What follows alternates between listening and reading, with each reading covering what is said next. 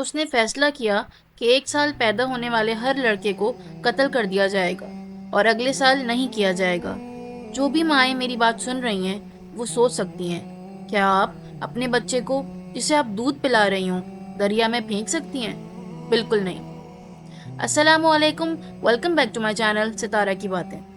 آج ہم ایک ایسی ماں کی بات کرنے والے ہیں جس کا ایمان اور یقین سوچ سے بھی زیادہ مضبوط تھا، سبحان اللہ، اور وہ ہیں موسیٰ علیہ السلام کی ماں۔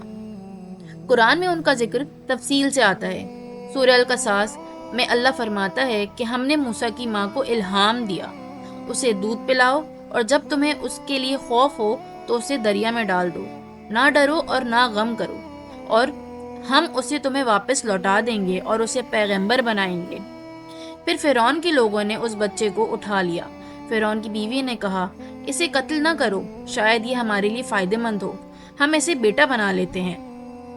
پھر اللہ فرماتا ہے کہ موسیٰ کی ماں کا دل بالکل خالی ہو گیا۔ اگر اللہ ان کا دل مضبوط نہ کرتا تو وہ اپنے جذبات ظاہر کر دیتی، لیکن اللہ نے انہیں مضبوط بنایا۔ پھر انہوں نے اپنی بیٹی سے کہا، اس بچے کا پیچھا کرو۔ تو بیٹی دریا کے کنارے کنارے چلتی ہوئی صندوق کا پیچھا کرتی رہی، جبکہ اس کو پتہ بھی نہیں چلا۔ فرعون کے محل میں موسیٰ علیہ السلام نے کسی اور عورت کا دودھ پینا قبول نہیں کیا، وہ ہر دفعہ منع کر دیتے۔ تب ان کی بہن نے کہا، کیا میں آپ کو ایک ایسے گھر والوں کا پتہ بتاؤں جو اس بچے کو دودھ پلا سکتے ہیں؟ اس طرح اللہ نے موسیٰ کو ان کی ماں کے پاس واپس لوٹا دیا تاکہ وہ جان لیں کہ اللہ کا وعدہ سچا ہے اور انہیں ڈرنے کی ضرورت نہیں۔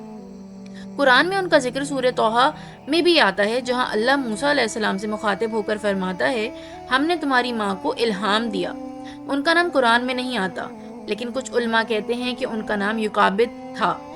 وہ ایک بہت نیک اور مضبوط ایمان والی عورت تھی جنہیں اللہ نے ایک پیغمبر کی ماں بنایا۔ کہانی کچھ یوں ہے، فرعون نے ایک خواب دیکھا۔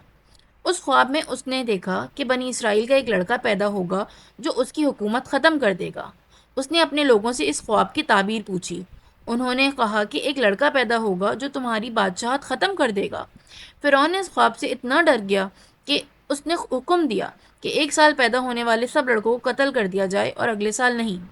ہارون علیہ السلام جو کہ موسیٰ علیہ السلام کے بھائی اس سال پیدا ہوئے جب قتل نہیں ہوا، لیکن موسیٰ علیہ السلام اس سال پیدا ہوئے جب لڑکوں کو قتل کیا جا رہا تھا۔ فرعون نے اتنی سختی کر دی کہ اس نے عورتوں کو بھیجا جو شہر کی ہر عورت کو چیک کرتی کہ کہیں وہ حاملہ تو نہیں، یعنی پریگننٹ تو نہیں۔ لیکن اللہ نے موسیٰ کی ماں کی حمل کو چھپا دیا، کسی کو پتہ ہی نہیں چلا کہ وہ حاملہ ہیں، مینس پریگننٹ ہیں۔ جب موسیٰ پیدا ہوئے تو وہ اکیلی اپنی بیٹی کے ساتھ تھی، کوئی مدد نہیں تھی۔ پھر وہ موسیٰ کو دودھ پلانے لگیں۔ روایت میں آتا ہے کہ تقریباً 3 مہینے تک انہوں نے موسیٰ علیہ السلام کو چھپایا۔ پھر اللہ نے ان کے دل میں یہ بات ڈالی کہ اب بچے کو چھپانا مشکل ہو جائے گا، اس لیے اللہ نے انہیں الہام دیا، بچے کو ایک صندوق میں رکھو اور دریا میں ڈال دو۔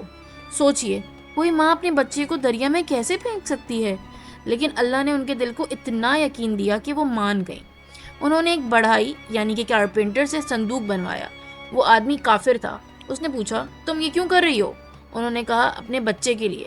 وہ آدمی فوراً فرعون کو بتانے گیا، لیکن ہر دفعہ جب وہ بتانے لگتا اللہ کی طرف سے اس پر لقوہ جیسا ہو جاتا اور وہ بول ہی نہیں پاتا تھا۔ پھر موسیٰ کی ماں نے بچے کو صندوق میں رکھا اور دریا میں ڈال دیا۔ اللہ نے دریا کی لہروں کو ایسا بنا دیا کہ وہ سیدھا فرعون کے محل کی طرف چلا گیا۔ جب ماں اپنے بچے سے جدا ہوتی ہے تو اس پر کیا گزرتی ہے؟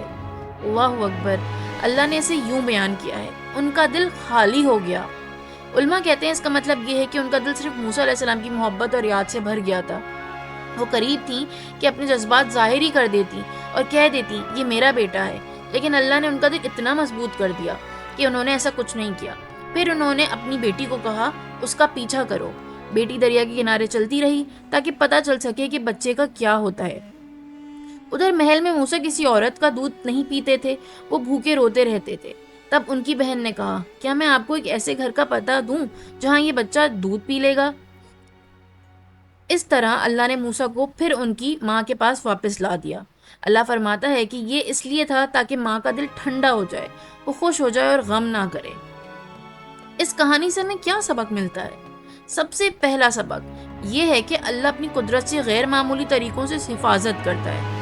بے شک سوچئے، بچے کو بچانے کے لیے دریا میں ڈالنا، لیکن اگر وہ دریا میں نہ ڈالا جاتا تو قتل کر دیا جاتا شاید۔ دوسرا سبق ہے اللہ پر بھروسہ، یعنی پورا بھروسہ۔ تیسرا سبق ہے صبر اور یقین۔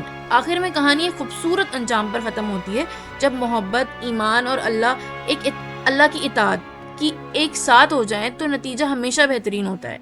ہر مومن کے لیے اس کہانی میں سبق ہے، اگر ایمان مضبوط ہو، اللہ پر بھروسہ ہو اور اس سے ربط ہو تو اللہ کبھی بھی اپنے بندوں کو مایوس نہیں کرتا۔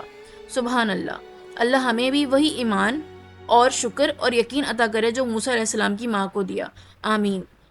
اپنا بہت خیال رکھیے گا، انشاءاللہ پھر ملتے ہیں۔ اللہ حافظ۔